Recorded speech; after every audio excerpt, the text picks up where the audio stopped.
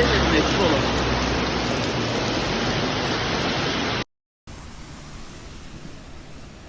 Üstad ne yaptın? Su değil lağım o ya. Sen kokuyu duymuyor musun o? Ya burada insan hasta olmaz mı bu pis suyun içinde ya?